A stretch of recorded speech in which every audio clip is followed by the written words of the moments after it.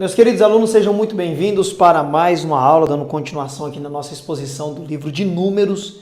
E a aula hoje tem muita coisa boa para ser trabalhada e eu espero que você já esteja com a sua caneta em mãos, com o seu caderno e com a sua Bíblia para fazer a acompanhação aí e marcar suas anotações. Vamos partir hoje a partir do capítulo de número 21. E quais são os pontos mais importantes e mais essenciais deste capítulo? Bom, dentro do capítulo 21, mostrará aí a destruição dos cananeus. E o povo aqui nesse contexto também vai murmurar a Deus. E dentro desse contexto aqui da murmuração, o próprio Deus, pessoal, o próprio Deus aqui, ó, o próprio Deus, ele vai enviar serpentes. Olha a minha serpente, que ridícula, né? Nem parece uma serpente, o que é isso? Vai enviar serpentes aqui venenosas, ardentes, né, conforme o texto bíblico, para poder ferir estes homens que estão murmurando a Deus. E muitos começam a tombar aí por conta do veneno dessas serpentes. E eles vão, mais uma vez, recorrer a quem? A Moisés. Então, Deus manda Moisés fazer algo que para nós é um espanto, né? Mas tem como explicar. É um grande espanto. E aí os católicos vão usar esse texto para falar assim, olha aí, vocês são contra imagens, mas o próprio Deus manda aqui no capítulo 21 de Números, Moisés construir uma serpente de metal. Na verdade, dá a entender que ele fez aqui uma espécie aqui de viga e colocou aqui uma serpente de metal. E Deus ordena o seguinte, todo mundo que olhar para a serpente de metal, foi ferido pela cobra lá, a cobra veio e mordeu. Mas se a pessoa olhou para a serpente de metal, imagina aqui, né, um hebreu que foi picado, ele está aqui embaixo, ele vai olhar para a serpente de metal. Se ele olhasse para a serpente de metal que foi colocada lá no arraial, ele era curado e saía vivo, não morria.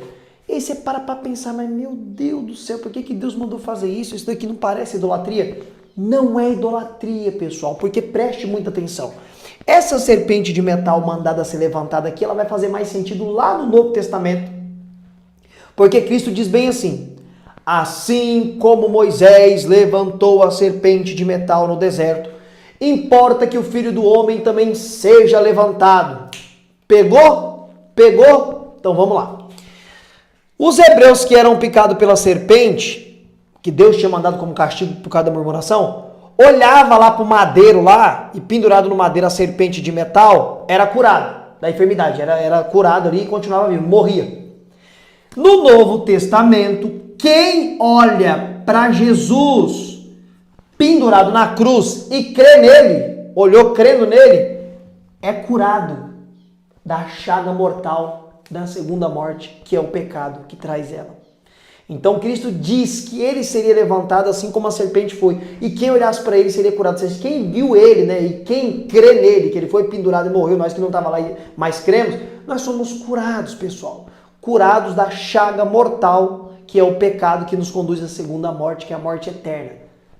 Entendeu agora por que Deus levantou aqui? E detalhe, Deus não mandou adorar nada aqui não. Prostrar, beijar o pé, orar para... Não. Era para olhar, porque era uma referência para o Novo Testamento. Isso daqui está ligado para o Novo Testamento, Jesus. Lembrando, pessoal, que todas essas coisas, de uma forma ou de outra, apontavam para Jesus. Ok? Entendeu agora? Agora você vai conseguir explicar para um católico por que Deus mandou levantar essa serpente. É claro que lá na frente, no período de juízes, né? Essa serpente vai se tornar um tropeço, porque o povo ama a idolatria, né? O povo gosta de ver alguma coisa ali para venerar. O povo hebreu vai começar a adorar ela e vai ter que ser destruída, né? Porque o povo acabou começando a idolatrar ela e não era a ideia. Era só para olhar ali para ser curado e isso apontar para Jesus. Ainda no 21 aqui, eles vão começar, né, já começou as batalhas, né, pelas pessoas que estão no caminho aí, rumo à terra prometida. Eles vão ferir os reis de Moabe e Bazã, que eram reis aí famosos da época, o exército de Israel. Lembrando que Josué era um dos líderes militares, vai conseguir vencê-los. E aí a fama continua se propagando, o povo de Israel está vindo, e o Deus deles é forte, o Deus deles é poderoso, abriu o mar vermelho, tem guardado, tem cuidado. A notícia chega lá para Balaque, um homem também que tinha grandes propriedades ali para o lado ali de Moabe, naquelas terras ali. E agora o que ele vai fazer? Ele vai contratar, é isso mesmo, um profeta que dá a entender que se corrompeu, né? Vendeu sua consciência e seu ministério pelo peso do ouro, né? Pelo dinheiro, ele vai fazer uma moeda aqui, ó. pelo dinheiro, né? Vendeu sua consciência.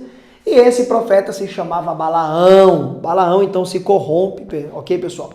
E aí Balaque quer que ele profetize maldição sobre o povo de Israel que está subindo para a terra de Canaã. E a história vai nos mostrar que por muitas vezes Balaão, o profeta que se corrompeu, ele subia em montanhas, em direção aonde estava o povo hebreu, aquela grande multidão de escravos subindo para a terra que Deus prometeu para eles. E quando ele estendia as mãos para amaldiçoar o povo hebreu e ele abria a boca para amaldiçoar, ele só abençoava, pessoal. Deus colocava a palavra de bênção na boca daquele que foi contratado para amaldiçoar. Israel, tu será grande. Jacó, você será quando fala Jacó, é que eles são descendentes de Jacó, os hebreus. Vocês serão grandes, serão muitos como a areia do mar e tantos como as estrelas do céu. Ele tem alguns textos aqui que saem da boca de Balaão, algumas palavras, né, que é usada muito em pregações hoje, né? Deus não é homem para que minta, nem filho do homem para que se arrepende e volte atrás. Dizendo Deus não faria, isso quem fala é Balaão e é a palavra de Deus na boca dele, confirmando que Deus prometeu que levaria esse povo para a terra dele e vai fazer, vai cumprir porque não é homem. E fica mais do que claro através da vida deste homem aqui chamado Balaão, pessoal. Fica mais do que claro uma grande verdade. Com o povo de Deus, com a igreja, não tem mandinga, não tem macumba, não tem maldição e não tem feitiçaria que pegue em nós, pessoal. Não tem como rogar praga sobre aqueles que são escolhidos por Deus. Porque o próprio Balaão vai falar: como poderei amaldiçoar aquilo que Deus não abençoa, Deus não amaldiçoou, né? Como eu poderei abominar e odiar aquilo que Deus não abominou e não odiou? Então, trocando por miúdos, é impossível amaldiçoar aquilo que Deus abençoou. O que Deus abençoou está abençoado e ponto final. Por isso que Balaão não consegue amaldiçoar de jeito, maneira, o povo de Israel, porque Deus havia os abençoado, mesmo através de toda desobediência. Deus tinha uma promessa ainda firme aí com o patriarca, o pai dessa nação chamada Abraão. Chega-se no capítulo 25, vê Balaão que não tem como fazer esse povo ser amaldiçoado, armam-se uma estratégia. Balaão, sabendo que Deus é o Deus santo e não habita no meio do pecado, a estratégia é o seguinte, pessoal: nós precisamos fazer esse povo pecar. Porque se esse povo pecar, aí Deus tira a mão, porque Deus não habita no meio do pecado. Deus não vai estar no meio deles porque eles estão em pecado. E aí nós entramos, né? Conseguimos aí vencer, né? E guerrear com eles. E o que acontece? Ele manda as donzelas, mulheres belas, né? Mulheres midianitas, moabitas daquela região lá, para deitar com os hebreus. E os homens pegam aquela mulherada e caem em prostituição, né? Tem relações sexuais com elas. E Deus envia uma praga no meio do povo para corrigir o povo, pessoal. E essa praga aí matou 24 mil homens. 24 mil homens. E essa praga só cessou quando Deus falou para Moisés o que estava acontecendo. A notícia chegou para a família sacerdotal de Arão, ali, os descendentes de Arão, né? Os parentes de Arão. E um desses, chamado Finéias, pega uma lança de um hebreu que estava com a medianita lá, que eles não podiam se relacionar com pessoas de outros povos, porque além de levar esses homens aqui para prostituição sexual, levaram estes homens aqui que morreram também a adorar outros deuses. Por isso que Deus privava esse casamento com outros povos, para não ter essa mistura de deuses, né? Para ir adorar outros deuses, porque só tinha um Deus. Então Finéias, com uma lança, ultrapassa os dois, mata os dois. Imagina que tá aqui o hebreu, né? Que hebreu mais feio que eu fiz. O hebreu aqui com a medianita, ele vem com a lança aqui, passa no meio dos dois, ó, mata os dois. Mata de uma vez. Ó. E quando matou, cessou a praga, cessou a ira de Deus. O castigo ali já tinha sido impetrado, porque ele matou estes dois. E aí cessou a praga e não morreu mais ninguém, mas nesse dia tombou aí 24 mil homens. Todo este contexto aí que eu acabei de falar, pessoal, vai do capítulo de número 22 ao capítulo de número 25. Eu peguei os principais pontos do capítulo 22 a 25. Balaque e Balaão não conseguem amaldiçoar, e esse acontecimento aí, dessa corrupção, né, tendo em vista Balaão que não conseguia amaldiçoar, mandou as prostitutas lá, fez o povo pecar. Tanto que lá no Novo Testamento, no final, no último livro da Bíblia lá, em Apocalipse capítulo 2, a carta que Deus envia à igreja de Pérgamo, diz que tinha pessoas lá que estavam andando no caminho de Balaão, que conduziu o povo à prostituição e à idolatria, que é isso que está acontecendo aqui, ó. Ele conduziu isso, armando a cilada lá, mandando as mulheres. Mas lembrando que no meio do arraial aqui também tinha Josué e Caleb, que não se prostituiu, não caiu nesse pecado aqui, tá, pessoal? Tinha homens íntegros no meio de muitos ali que se corrompiam. No capítulo 26 vai ter a lei aí da divisão das terras. Quando eles chegassem aqui, pessoal, eles já estão prontos para entrar na terra de Canaã. Livro de Números, eles já estão avistando Jericó, tá ali do outro lado, entendeu? O Jordão já está ali na frente, eles já estão avistando, então vai ter várias coisas aqui que tem que ser repassada, porque quando chegasse lá não é assim não, aqui é meu, ali é meu, não, ia ter tudo certinho ali, ia ter os líderes ali que ia dividir as terras entre eles, pessoal, não é badernado não é bagunçado não, a obra de Deus, coisas de Deus são totalmente organizadas. Então no 26 vai ter a lei aí da divisão das terras, tá bom? No 27, Deus anuncia a morte de Moisés. Moisés vai morrer, tá velho demais já, né? Já tá a ponto aí de morrer, já tá no bico do corvo, muito velho. E Deus também já anuncia o seu sucessor. O sucessor de Josué, aliás, o sucessor de Moisés é Josué, pessoal. E tem uma grande curiosidade sobre Josué, que muitas pessoas não sabem. O nome dele não era Josué, o nome dele era Oséias. É isso mesmo. E Moisés trocou o nome dele no livro de Números, capítulo 16 e verso 13. Diz lá que quando Moisés mandou os espias para espiar a terra de Canaã, no meio deles estava Josué, que Moisés o chamou, aliás, estava Oséias, que Moisés o chamou de Josué, que era Oséias, filho de Num, Moisés o chamou de Josué. E a ideia de Josué do hebraico significa salvação. A ideia é que ele seria a salvação, guiaria o povo para a salvação na terra prometida, né? E é o nome Josué, ok? Aí, pessoal, no capítulo 28 e 29, vai falar, né? Vai recapitular a ideia aqui dos sacrifícios perpétuos, ou seja, enquanto o judaísmo continuasse debaixo da lei mosaica. O que é a lei mosaica? A lei que Deus deu para Moisés. Então, quando falou na lei mosaica para você, é essa lei toda aqui que está nesses 5 primeiros livros que Deus trouxe através de Moisés para o povo judeu. Então, enquanto vigorasse, enquanto permanecesse este primeiro testamento aqui, essa ideia da lei, esses sacrifícios seriam até lá, né, que foi até a cruz de Cristo, ok? E também fala aqui sobre as festas, né, que seria aí tanto o dia de sábado quanto as festas também de Páscoa e outras festas, e os sacrifícios que teriam que ser feitos nestas festas aí, como deveriam ser celebradas essas festas. No capítulo de número 30, vai ter aqui a lei acerca do voto dos homens e das mulheres. Estes votos seriam coisas que você prometeria a Deus de não fazer ou fazer. E é curioso, interessante, que quando a mulher era solteira e ela fazia um voto a Deus, se o pai dela soubesse ou não, quando ele soubesse, ele não poderia interferir no voto. O voto teria que ser cumprido a Deus. Mas se essa mulher casasse, né, ela fez um voto solteira, ela casou, e se esse voto que ela fez fosse prejudicar o seu casamento, sei lá, fez um voto lá, não sei, um voto íntimo, não vem nada na minha mente agora. Mas se esse voto fosse prejudicar o casamento dela, por conta dela ter casado, ela poderia quebrar esse voto e Deus a perdoaria. Não teria problema nenhum ela quebrar esse voto, a não ser que ela casasse, né? E isso fosse prejudicar o casamento dela. Se não, ela tinha que cumprir o voto. Se fosse um voto que ela fez solteira, mas ela casou e não fosse prejudicar o seu casamento, ela teria que fazer o voto. Se o marido tivesse a ciência de que ela fez esse voto, o marido não podia interferir, desde que não interferisse no casamento, ok? Se fosse interferir no casamento, ela podia quebrar o voto. No capítulo 31, mais uma peleja e mais uma guerra do povo hebreu. Agora, uma vitória esmagadora contra os midianitas, ok, pessoal? Eles aí, mais uma vez, conquistando terras, aí, ganhando batalhas que Deus havia prometido que estariam com eles. Capítulo de número 32, a tribo de Rubem e a de Gade, eles pedem a terra de Gileade, porém só vai dominar e entrar nessa terra aqueles que tinham 20 anos de idade quando saíram lá atrás do Egito. Quem tinha mais que isso, lembra que eles têm que morrer, porque Deus prometeu que eles não entrariam, porque foram desobedientes, né? E por conta das contendas lá das águas de Cades Barneia, até mesmo nós vamos ver que Moisés não vai entrar nessa terra prometida, tá? Mas ficou tratado que eles poderiam assumir essas terras de Gileade, desde que eles atravessassem o Jordão e ajudassem as demais tribos, né, as 10 tribos, a Rubem e Gade voltaria depois para habitar nessas terras, mas primeiro eles precisariam subir o Jordão e ajudar a conquistar as terras que Deus prometeu para Abraão e para Isaac e para Jacó. Então eles vão ter essas terras, mas só depois que ajudar as outras tribos a conquistar as terras de Canaã, ok? E é isso aí que é retratado no capítulo 32 do livro de Números.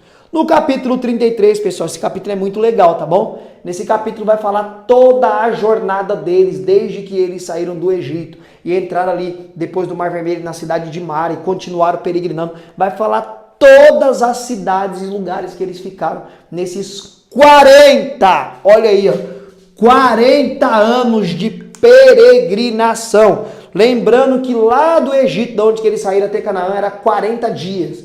E por que que eles demoraram 40 anos, ficaram andando em círculo 40 anos? É simples, pessoal, pelo que você está vendo aqui direto. Porque eles foram desobedientes, não fizeram a vontade de Deus, não tiveram paciência. Isso fez com que a promessa se prolongasse e demorasse muito. Isso aqui tem um grande ensinamento para nós. As únicas pessoas que podem barrar, travar e fazer demorar a promessa de Deus em nossas vidas somos nós mesmos, com as nossas atitudes. Que nem eles fizeram. 40 dias chegava lá, mas porque era desobediente, ficou 40 anos andando no deserto aí, tá bom?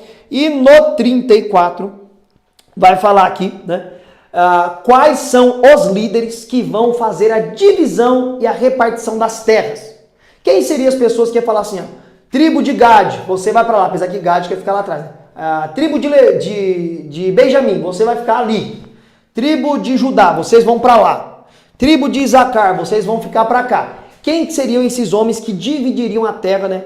E falaria para onde cada tribo iria. Deus selecionou Eleazar, que era da família de Arão, né, que era sacerdote, Josué e Caleb, né, foi com exceção a de Josué e Caleb, ninguém entrou daquela leva que saiu à meia-noite no Egito, lá atrás. Passou 40 anos, daquele povo que saiu lá atrás, 40 anos atrás, os únicos que saiu de lá e entrou em Canaã foi Josué e Caleb, nem Moisés entrou, ok? Só esses dois aqui que permaneceu fiel sempre aí na jornada, ok, pessoal?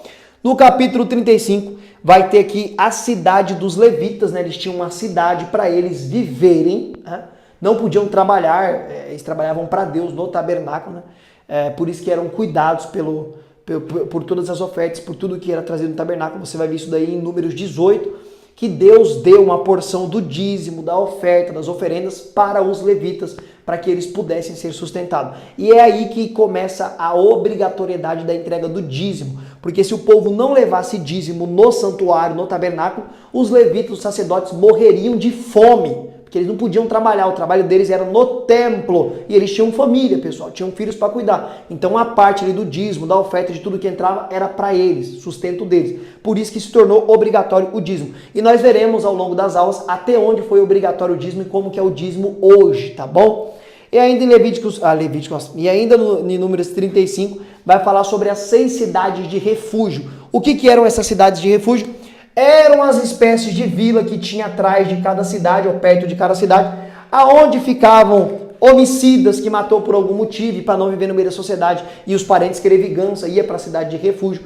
Alguns afirmam, alguns historiadores, que na cidade de refúgio também ficavam pessoas com fluxo de sangue, que nós vimos lá atrás, que não podia habitar no meio do povo, e pessoas que tinham qualquer outro tipo de doença ou enfermidade que era contagiosa, ia para a cidade de refúgio, tá bom? Que também por algumas vezes poderia ser chamado de Vale dos Rejeitados, aonde ficavam pessoas com doenças incuráveis.